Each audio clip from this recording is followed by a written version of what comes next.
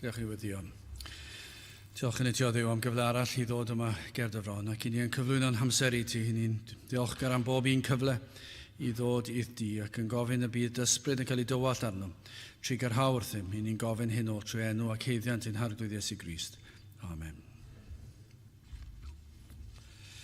Gyda'ch chi ddechrau'n gwasanaeth trwy gannu'r emyn rhif 92, cyn llunio'r byd, cyn lledu'r nefoedd wen, cyn gosod hael na lloer na ser uwch ben. Fe drefnwyd ffordd yng nghyngor tri yn un i achub gwael, golledig eog ddyn. Emyn rhif 92 gan i sefyll i'w chanu.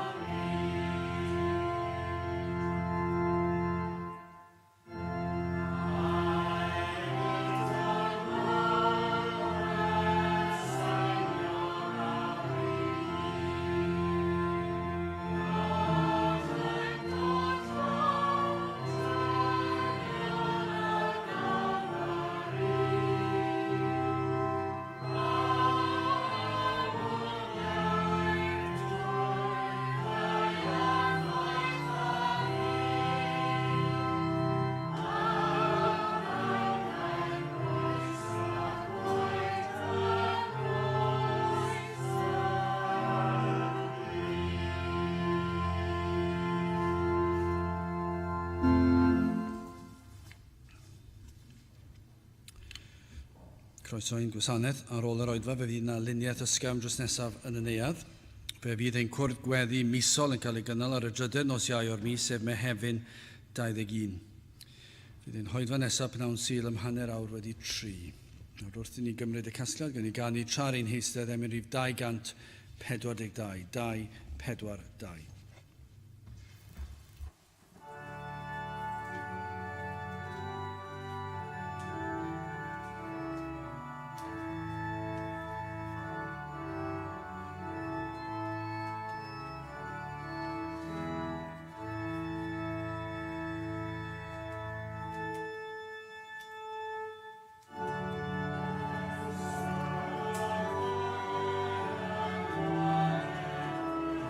Amen.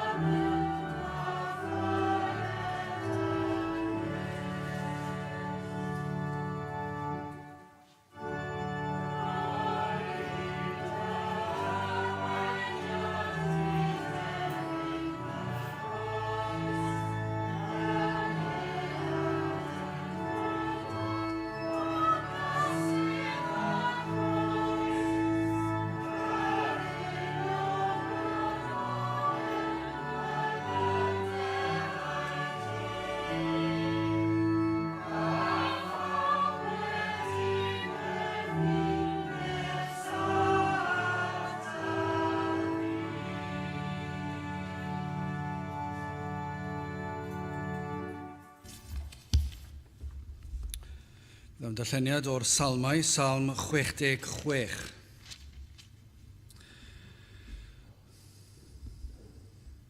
Llyfr y salmau a salm 66. Llawen flwyddiwch i Dduw yr holl ddeiar, datgenwch o goniant ei enw, gwnewch ei foliant yn ogoneddus, dywedwch wrth Dduw mor ofnadwy, wyt yn dyweithredoedd, oherwydd maint dynerth, y cymer dylynion arnynt fod yn ddarostyngedig i ti.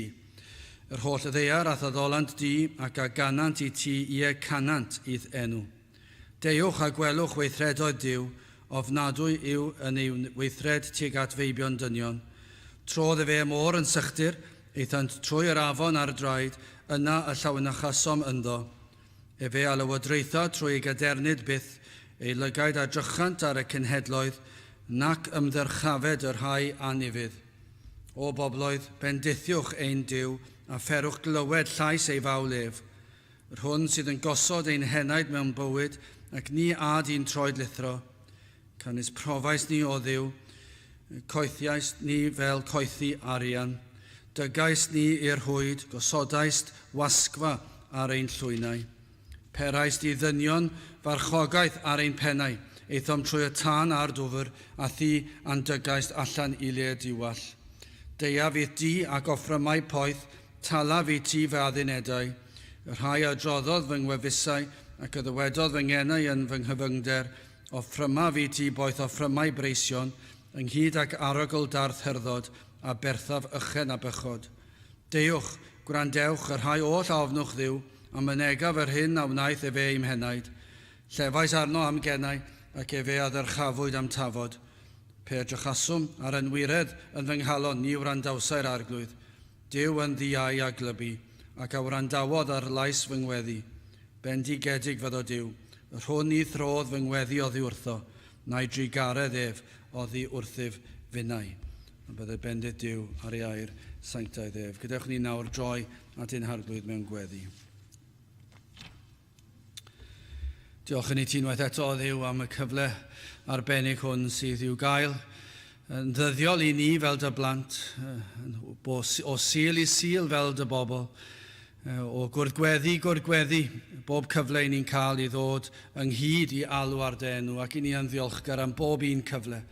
Am bob un cyfle i ddod i cael cymdeithas â thi. Yn ddiolchgar o Dduw trwy gydol pob dydd i ni'n gallu troi at ti fel ein tad nefol, ac yn gallu dod â'n deisyfiadau'n mawl ger dyfron. Ac o Dduw bob tro ar ein pen ein hunan ac hefyd gyda'n gilydd fel dy bobl, i ni yn dod trwy heiddiannau yr arglwydd Iesu Grist. Ac felly o Dduw, i ni yn dod o'r newydd, unwaith eto trwy yr hyn a wnaeth yr arglwydd Iesu Grist trosom ni, am ei fywyd perffaith, ei farwolaeth ar y groes trosom, ac yna iddo ddangos ei fod wedi ennill y fuddugoliaeth wrth iddo atgyfodi ar y trydydd dydd. I ni yn llawenhau ac yn diolch i ti am yr efengil sanctaidd, yn diolch am ffordd iachawdwriaeth, bod yna faddeuant i'w gael i bechaduriaid fel ni. Ac felly o Dduw, i ni yn gofyn hyd yn oed heddiw yma, unwaith eto bydd yr ysbryd ar waith, bydd yr ysbryd glân yn gweithio yn agor llygaid y deillion iddynt weld yr angen am faddeuant. O Dduw, mor drist yw cyflwr ein gwlad ni bellach, bod y mwyafrif llethol ddim hyd yn oed yn sylweddoli bod angen maddeuant arnynt. Nad ydynt yn sylweddoli y byddant yn sefyll ger y bron y Duw holl a lluog. Na fyddant yn atebol am bob un gweithred a wneithant, bob un gair y maent wedi ynganu, bob un dymuniad y maent wedi feddwl. O Dduw, y byddant yn atebol am bob yr un.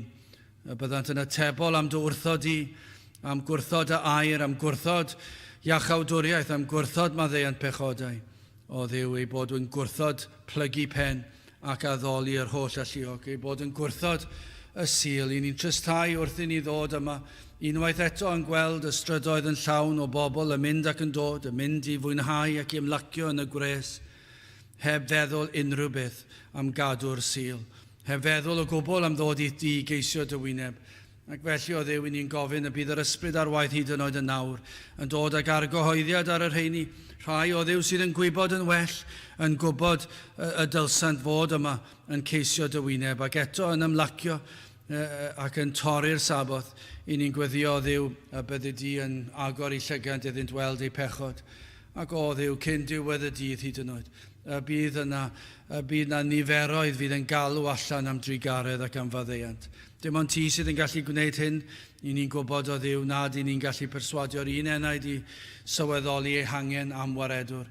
Ac felly ni'n gofyn y bydd ysbryd ar waith yma yn yr adeilad bod yna rai yma sydd dal tu allan i'r deyrnas di, sydd heb unrhyw awydd am dy bethau di, ac yn gofyn o Dduw y bydde di yn ei gorfodi i'w wrando, yn ei gorfodi i glywed ffordd iachawdwriaeth, ac yna o Dduw yn tywys ei troed at droed y groes. O Dduw, tyrd gweithio felly yn ein plith, i ni'n cyflwyno ein hwythnos ni o Dduw, i ni'n gofyn am bob un diwrnod, bydde di yn ein nerthu ni fod yr hyn y dylsyn ni fod.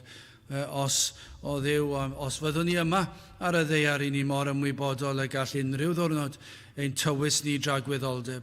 Ond o Dduw, tra dy fod ti yn dymuno i ni fod yma ar y ddeiar, i ni'n gofyn am bob un dydd, am nerth i fod yr hyn y dylsyn ni fod, a byddwn ni yn cael byw bywydau sydd yn dy ogoneddu di. Bendithiau'n hoedfa nawr, diogelan hoedfa, bendithiau dy was o Dduw, i ni yn ddiolchgar am bob un cyfle, bob un tro, i ni wedi profi o'r weinidogaeth, ac yn gofyn i ti o Dduw unwaith eto i ddod i'n plith, ac i fendithio'r awr hon, i fendithio'n hamser, i nerthu ni oll, i daddoli di drwy gydol y gwasanaeth. Felly Dduw, tyrd i'n plith, bendithio ni nawr, i ni'n gofyn hyn oll trwy enw ac heiddiant ein Arglwydd Iesu Grist. Amen.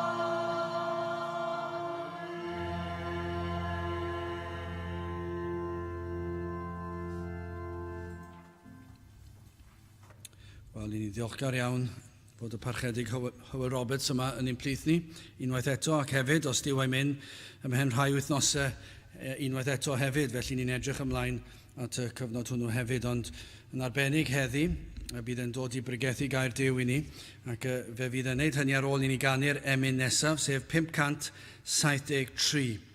573. Ti yr hwn awrendi weddi, ata ti y daw pob cnawd, llefr isel nis dirmygu, clywi ocheneidiau'r tlawd, dy drigaredd sy'n cofleidio'r ddeiar faith. 573, gewn ni sefyll i'w chanu.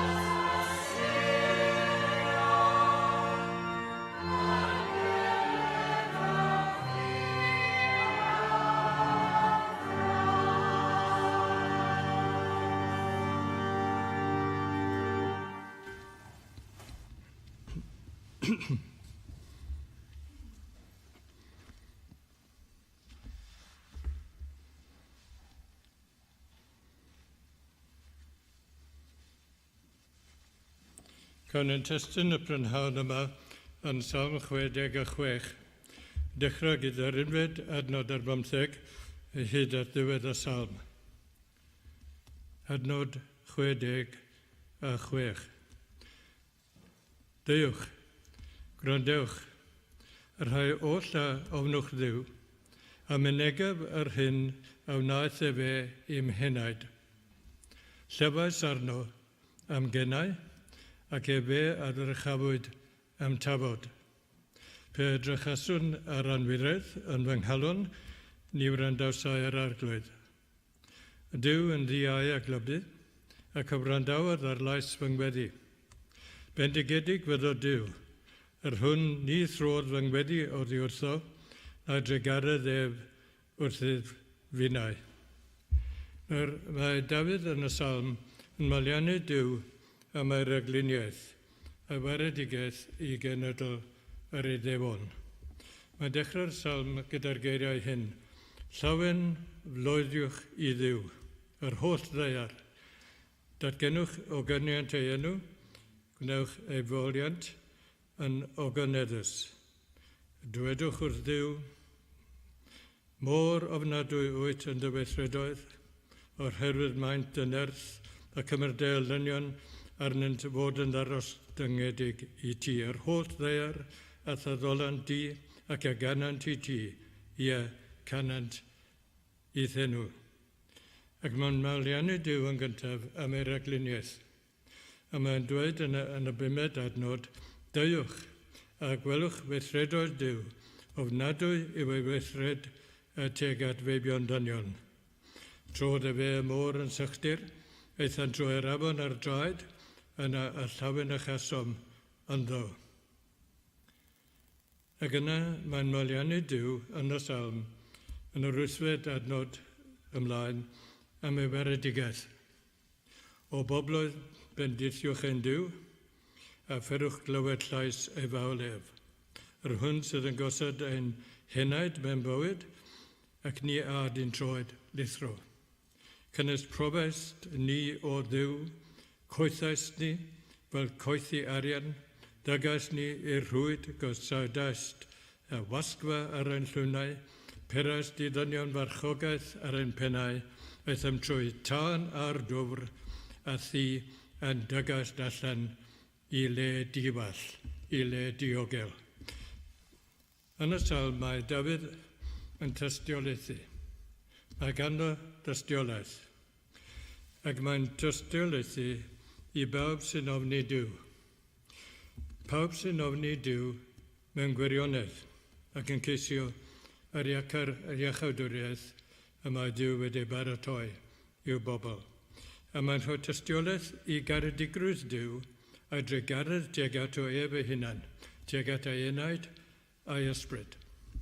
Does dim byd mwy pwysig, does dim byd mwy angenrheidiol i ni feddwl amdano na'n iachawdwriaeth. Dim byd o gwbl, dim byd yn ein bywyd. Mae'n cyflwr moesol yn cyflwr ysbrydol yn dylanwadu yn amlwg, yn dylanwadu'n amlwg ar ein bywyd benoddiol. Eich cyflwr moesol chi, eich cyflwr ysbrydol ar ein path i fi wneud hefyd. A nid yn unig sut ydyn ni'n byw ac yn trefnu yn bywyd benoddiol, ond hefyd sut fydd i pan ddew'n gair bron Dyw ar ddydd y farn. Ac yna wedi hynny, lle byddwn yn treulio tragwyddoldeb, yn y nefoedd neu yn uffern. Mae'n amlwg bod rhan helaeth o boblogaeth ein gwlad yn hollol ddifeter ynglyn â'r pethau hyn. Ond yna mae rhai pobl yn ein dinasoedd, yn ein trefi ac yn ein pentrefoedd. Mae rhai pobl yn dal i ystyried y pethau hyn a'r pethau sydd ynglyn â'n bywyd moesol ac ysbrydol. A felly mae'r salm yma yn bwysig rhyfeddol. Rwy'n ymwybodol bod y syniad o ofn Duw, bod ofni Duw ac yn parchu enw'r arglwydd, bod hyn bron wedi diflannu o'n tir. Mae dyma'r rheswm pennaf pam y mae cynifer o broblemau ymosol ac ysbrydol yn ein gwlad ac ymysg ein pobl y dyddiau hyn. Trech hynny mae yn y bobl, hen ac ifanc, sydd â rhyw syniad o fawredd Duw, o sancteiddrwydd Duw, o ogoniant y Duw, rhyw syniad. Ac mae'n cydnabod yr arglwydd gyda rhywfaint o barchedig ofn. Ac o gynliad, mae'n cydnabod ei bod yn atebol i Dduw. Ac yn atebol i Dduw ynglyn â'i bywyd a'i cyflwr ymosol, a'i cyflwr ysbrydol. Felly rwy'n eich gwahodd. Rwy'n eich gwahodd y prawn yma i feddwl am y pethau hyn.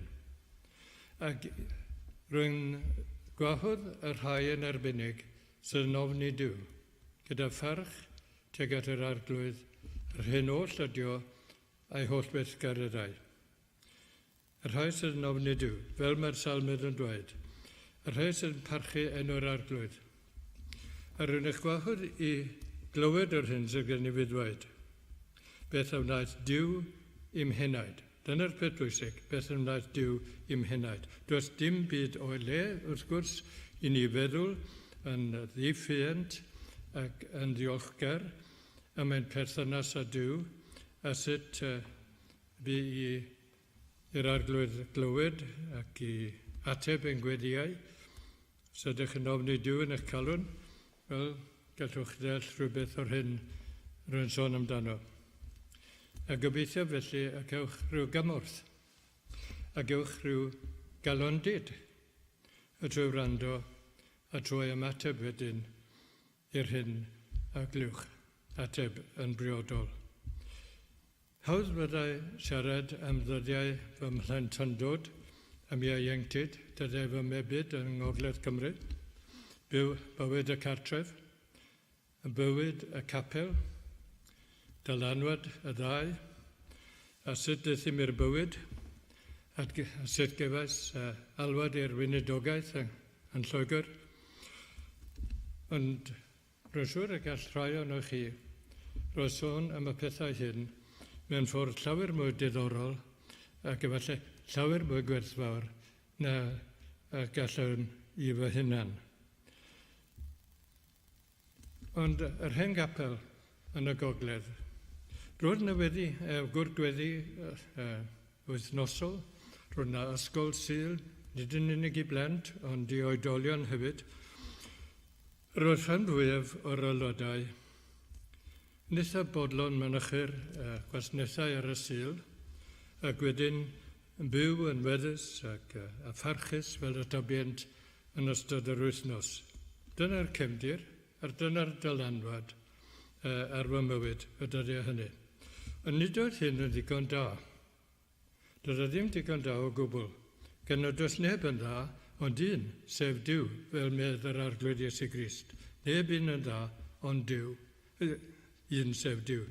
Rhaid oedd i mi glywed yr efengyl.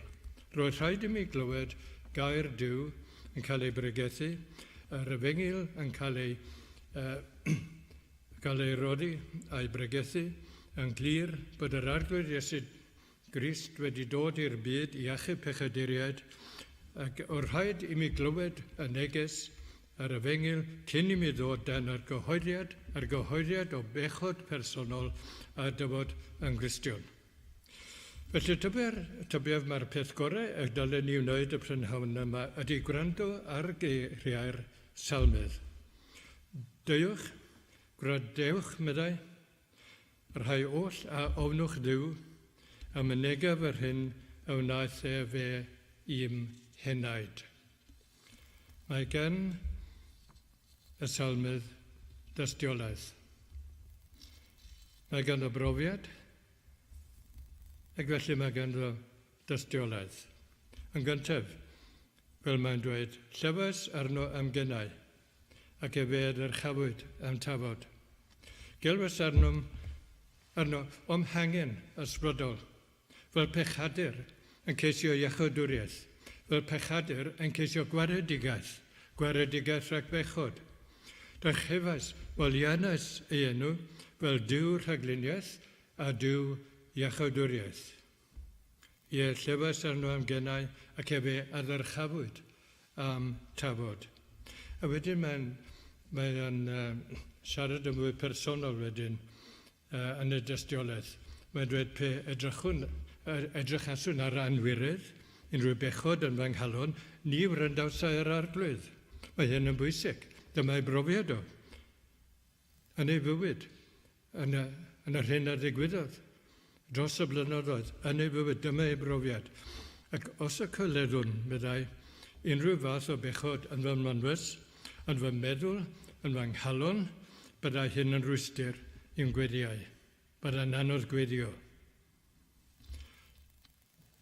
Os na fyddwn ni yn cydnabod fy mhechod, a dyfod yn edifeiriol gerbron yr arglwydd, ni fyddai yn gwrando fy ngweddi. Roedd wedi profi hyn. Roedd yn gwybod bod hyn yn wir. Roedd fe'n anhawster mawr i weddiau os bys fo'n glynu at ei bechod. Yn coleddu unrhyw fath o bechod yn ei fynwys. Pe edrychaswn meddai ar anwirydd yn fy nghalon, ni wrandawsau yr arglwydd. A falle bod ni'n gwybod am yr un peth.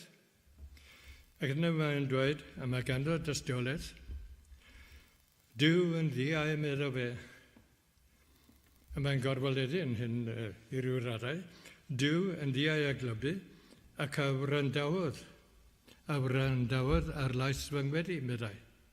A mae Dyw wedi fy nghlywed. Yn uniondeb, yn hywirdeb, ac yn estrwydd fy nghalon. Mae wedi clywed, a mae wedi gwrando. Mae wedi cymryd sylw am gweddi fy moliant am dysefiadau. A dyma'n gweddiau, malianau Dyw ar yr un ochr, a wedyn y dysefiadau ar yr ochr arall. Mae Dyw wedi clywed, mae wedi clywed fy ngweddiau. Dyw a glybu a wrandawodd ar lais fy ngweddi, meddai. Ac wedyn, dweud bendigedig, a dyma i'r ofoliant tua'r diwedd, bendigedig, meddai. Bendigedig fydda Dyw ar hwn a throdd fy ngweddi oddi wrthyf. Ni throdd fy ngweddi oddi wrthyf, yn aedrygaredd ef wrthyf finnau. Ni wrthododd ef fy ngweddi, meddai. Roedd yn y sefyllfa yna, sefyllfa hapus. Ni throdd efe. Na, ni throdd efe fy ngweddi, fy mod mor bechadurus, mor anwadal. O, ni ataliodd, ni gadwodd yn ôl, aedrygaredd, meddai. Aedrygaredd ef teg ataf, nad dwi fy nheiddi. Dwi ddim yn heiddi a lleiaf o aedrygareddau. Bendigedig, fod o Dyw, meddwl salmist. Ni throdd fy ngweddiau oddi wrthyf, na drygaredd wrthyf finnau. Mae gan Dafydd dystiolaeth. Os gennych chi dystiolaeth i'r un peth, mae gan y dystiolaeth i drygaredd Dyw. Ei brofiad personol, bod Dyw yn drygarog ac yn drygarog teg ato fe. A mae hyn yn wir wrth gwrs yn nifer o'r salmau. Salm hanner 101, y salm 130, yn y salmau hynny sydd yn nodweddedig ynglyn â'r pwynt hyn. Dengys yn nifer o salmau bod Dyw yn drygarog i'r rhai sy'n galw arno mewn gwirionedd, i'r rhai sy'n cydnabod eu pechod, sydd yn edifarhau, sydd yn ceisio maddeuant pechodau, sydd yn ceisio bendith Dyw ar ei bywyd. Ie, mae Dyw yn holl drygarog tuag at yr rhai sydd yn dod ac yn galw arno. Rhaid cymwyso yr hyn sydd gennym o'n blaen yn y salm. Os ydych yn Gristion, by'r arglwydd yn tregarog tuag atoch yn eich bywyd. Gall Duw ddangos tregaroedd, felly i eraill hefyd. Gall Duw fod yn tregarog i eraill yn eich teulu. Yn y lle ydych chi'n gweithio, yn eich ysgol, yn eich coleg, gall Duw fod yn tregarog i ddyn hwynt fel y mae wedi bod yn tregarog tuag atoch chi. A mae'n bwysig i ni ofalu. A mae'n bywyd yn byched. Mae'n bwysig i ni ofalu bod gennym dystiolaeth. A tystiolaeth sydd yn sylfaenedig.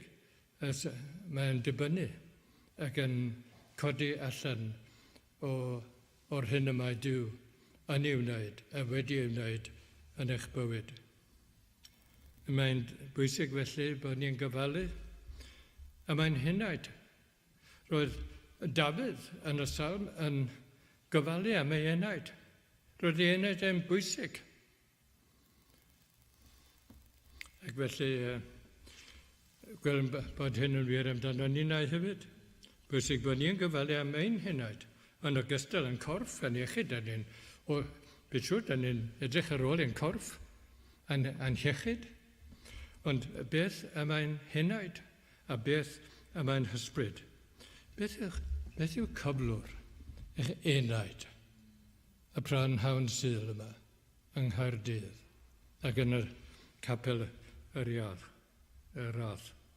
Wel, dylem ni sydd yn proffesu ffydd, sydd yn Gristnogion, sydd yn proffesu ffydd yn yr Arglwydd Iesu Grist, ac yn honni ein bod yn perthyn i deulu'r ffydd, dylem ni droi at Dduw yn aml. A droi yn aml ynglyn â cyflwr ein henaid. A troi at Dduw yn aml yn ôl y gair. Ac yn ôl yr hyn a welwn ac a ddarllenwn yn y gair ynglyn â cyflwr ein henaid a cyflwr ein ysbryd. Mae'n bwysig bod ni'n dod a bod ni'n dod yn aml ynglyn â'r pethau hyn. Mae hyn yn angenrheidiol. Pam? Wel, gan nad ydym yn aros ar ein hunfan. Rydyn ni byth, neb ohono ni, yn aros ar ein hunfan yn ein bywyd ysbrydol. Rydym yn tyfu mewn gras, neu rydyn ni'n dirywio yn ysbrydol. Rydyn ni byth yn aros yn ein hunfan. Da ni'n symud ymlaen, neu rydyn ni'n symud yn ôl, neu beth bynnag. Felly mae yna gwestiynau i'w codi. Dyma'r cyntaf. Oes gennych chi awydd am Dduw? Os gennych chi awydd am Dduw a phethau'r ysbryd? Mae hwnna'n gwestiwn pwysig. Pwysig i chi ac yn bwysig i mi. Gwir awydd am Dduw. Awydd yn eich calon, yn eich hysbryd. Bod yn ymwybodol nad oes gwir bod had un henaid, ond trwy'r nabod Duw yn yr Arglwydd Iesu Grist. Pan fyddwn ni'n meddwl am gwahanol ffyrdd a gawn ni fod had a'r pethau sydd yn rhoddi bod had i ni yn ein bywyd benoddiol, wel, beth sydd yn rhoddi'r gwir fwynhad? Wel, adnabod Duw yn Iesu Grist. Ydyn ni'n edifeiriol, ceisio heddwch gyda Duw trwy'n Arglwydd Iesu Grist. Maddeuant drwy waed yr Arglwydd Iesu Grist. Ydyn ni'n sychedu am Dduw a cymdeithas gyda'r Arglwydd, cymdeithas gyda'i bobl, cymdeithas ysbrydol yn ôl y gair ac yn y gair. Ydyn ni'n newynnu am air Duw a dylanwad grasol yr ysbryd glân trwy'r gair ac ar ein meddyliau ac yn colonnau ac adwybod. Ydyn ni yn newynu am air diw a dylanwad yr ysbryd I oleuo'n meddwl ynglyn â'r gwirionedd, a nid yn unig oleuo'r meddwl, ond sancteidio'r galon. Mae'r pethau hyn yn bwysig. Ceisio gras I ddyfal barhau yn y ffydd. Rydyn ni'n dibynnu ar ras diw a dylanwad yr ysbryd glân I gario ymlaen ac I gynyddu yn ein gwybodaeth am y gwirionedd a'n adnabyddiaeth o Dyw ein tad ac hynny trwy ein Arglwydd Iesu Grist. Ceisio gras I ddyfal barhau, byw yn sanctaidd a byw yn ymarferol ger bron Dyw a dynion. Oes awydd am Dduw.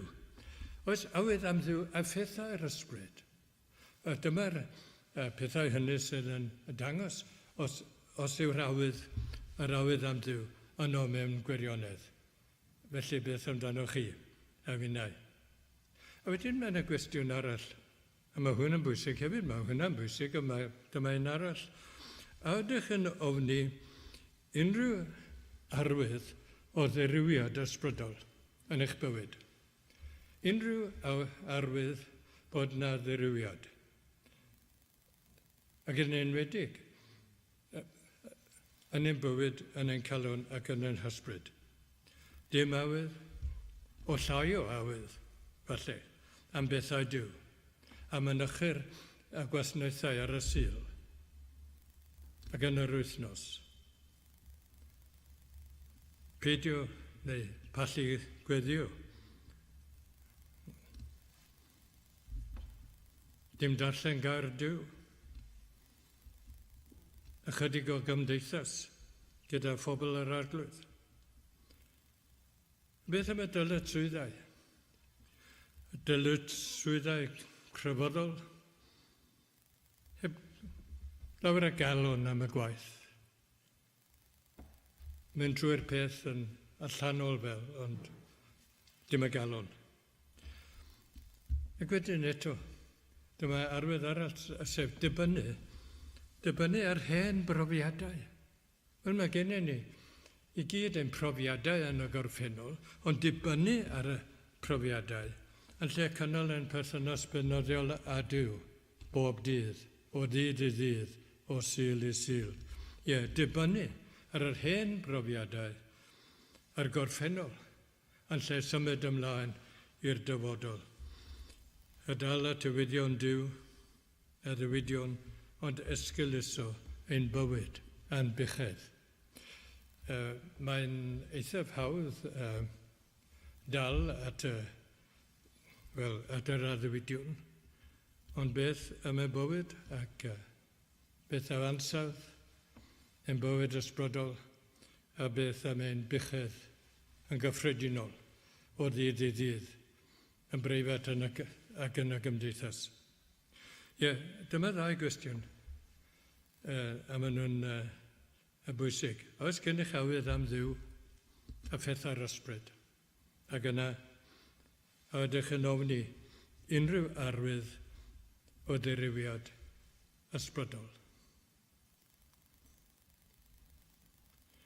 Os ydyn ni yn ymwybodol bod yna ddirywiad ac o bryd i'w gilydd, efallai bod yna rhyw ddirywiad, dylem alw ar yr Arglwydd. Dyna ddylem ni wneud a galw ar yr Arglwydd I greu y deheuad. Rhyw ddeheuad o'r newydd am Dduw a dylanwad yr ysbryd glân a gweithrediadau yr ysbryd ar ein calonau a'n bywyd. Dylen ni galw ar Dduw, dyna'r peth cyntaf I wneud. Galw ar Dduw yn ein gweddiau, galw ar Dduw ynglyn â'n cyflwr. Ac yna yn ymarferol, ddim dygymod a pechod yn ein calonau. Cyffesu gedi farhau am ein pechodau. Ceisio trigaredd, ceisio maddeuant Dyw. Yna dylem geisio atal unrhyw ddirywiad ysbrydol. Sut? Gyda deheuadau ysbrydol newydd. Y lles wedyn a daioni yn heneidiau. Ysgrifennodd Benjamin Warfield. Roedd yn athro diwynydd yn Westminster yn Philadelphia y ganrif ddiwethaf. Ysgrifennodd Benjamin Warfield am gyflwr y byd cyfrybyddol. Roedd yn siarad yn gyffredinol ac yn sôn am rhai o'r mudiadau cyfrybyddol yn y ddydd ac fe ddywedodd, dyma beth ddywedodd e. Dwedodd, lle nad yw Duw yn cael ei ofni yn fawr, nid yw'n cael ei garu'n fawr, y chwaith. Dych chi'n gweld mae hyn yn holl bwysig? Ie. Lle nad yw Duw yn cael ei ofni yn fawr, nid yw'n cael ei garu'n fawr, y chwaith. Yma llawer enghraifft o'r peth. Tywed beth y ddywedau yma'n dod â ni, ac am gyflwr ysbrydol, yn glad, yn henglysu. Dyma ychydig o sylwadau. Yn dibynnu lle rydych chi yn sefyll. Y posibilrwydd cyntaf, y sylw cyntaf ydy hwn. Os ydych am ofni Duw, dych chi erioed wedi meddwl am y peth, ond yn awr. Os ydych am ofni Duw, ac ofni Duw gyda parchedig ofn, lle ydych chi ddechrau? Wel, dechreuwch gan ddarllen y salm. Salm 66. Ewch i'r rhan gyntaf o'r salm, sef adnodau 1 i fyny at y 12. A meddyliwch am yr hyn sydd gan Dafydd i ddweud am fawr y Duw, a'i weithredoedd. Ei weithredoedd mewn rhagluniaeth, ac yna yn arbennig gwaredigaeth plant Israel o gaethiwyd yng Ngwlad yr Aifft, ac yna a'i taith i Wlad yr Iddewyd. A'r cynhaliaeth rhagluniaethol ar y ffordd i Wlad yr Iddewyd. Meddyliwch am y pethau hyn, a byddant yn gymorth i chi. A dywch i ofni Duw. Ond yn ail, os ydych chi yn ofni Duw o ddifrif, wel cymerwch sylw o eiriau'r salmydd yn adnodau y testyn, yr unfed adnod ar 15 hyd at yr 20. A meddyliwch yn dair ac yn galed am eich cyflwr ysbrydol, a thystiolaeth y salmydd ar hyn a wnaeth Duw i wneud ef. Yna galwch ar yr arglwydd am tregarodd, fel mae'n sôn amdano, a byddet i chi gael iachawdwriaeth trwy ffydd yn yr arglwydd Iesu Grist. Yn wir roedd Dafydd yn ei ddydd yn edrych i'r dyfodol am ddyfodiad y Mesaia, ac ddyddiau y Mesaia, ac iachawdwriaeth i'w bobl. Gwnewch hynny. Ac wedyn, y trydydd, os ydych yn Gristion ac yn mwynhau ffafr a bendith Duw, fel yr roedd Dafydd yn y salm hon, byddwch yn ofalus ynglyn eich cyflwr ysbrydol, yngwyneb treialon, yngwyneb y temtasianau sydd yn dod i chi mewn bywyd. Cadwch yn agos at yr arglwydd. Cadwch yn agos at yr arglwydd gyda cydwybod clir. Rydyn hyn o wir, ynglyn â Dafydd, dyna be mae Dafydd yn sôn amdano, mae ganddo gydwybod clir ger bron Duw. A gwneud hynny fel y byddwch yn gallu rhoi tystiolaeth. A rhoi tystiolaeth fel mae Dafydd yn ei wneud, tystiolaeth diffynt, gwir i eraill am ddaioni a thregaroedd yr arglwydd. Mae Dafydd yn gwneud hyn, gallech chi wneud yr un peth yn eich bywyd ar yn dod at y diweddglo. Fel y dywed Pedr, byddwch barod, meddai, yn yr epistol cyntaf yn y drydydd bennod, mae'n dweud, byddwch barod bob amser i ateb i bob un ofynw i chwi reswm am y gobaith sydd ynoch. Bydd ydy'r arglwydd ddangos I dysturi, bydd ydy'r arglwydd ddangos tregarydd fel y byddant ddod I ffydd a chybol yn nhw ac yn ein harglwydd Iesu Grist. Dyma'n tystiolaeth ni yn bersonol ac hefyd fel cwmni o bobl yr arglwydd. Dyma'n tystiolaeth. Fel Dafydd, felly yn unau hefyd. Dyma tystiolaeth i'r rhai sydd yn ofni Duw ac yn dymuno clywed yr efengyl. Os oes na bobl yn dal yn ein gymdeithas sydd yn ofni Duw I ryw raddau, wel, gadwch iddynt glywed gair Duw.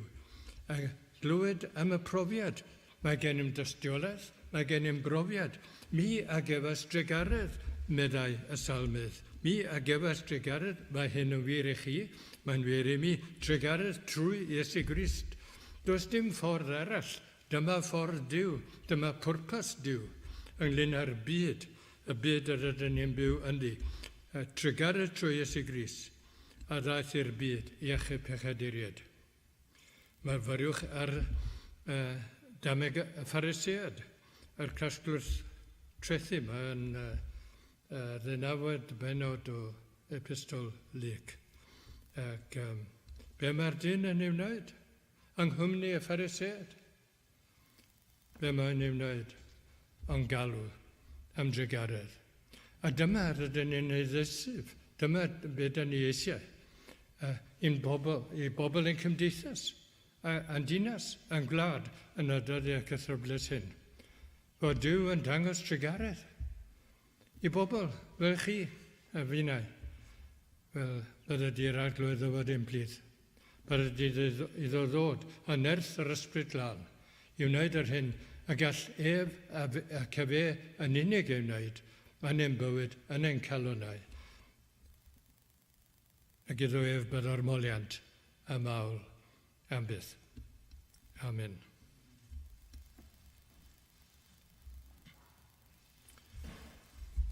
I ddyweddu yn gwasanaeth, fe ganwn ni yr emyn 8 pa le, pa fodd dechreuaf.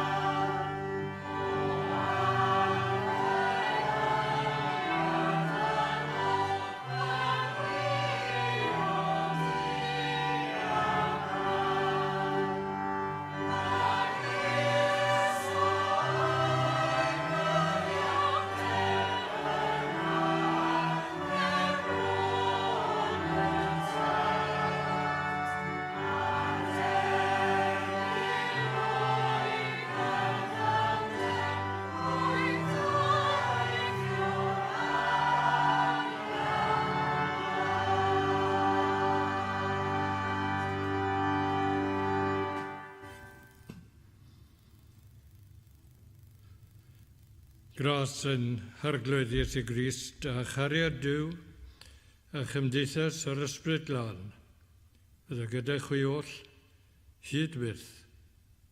Amen.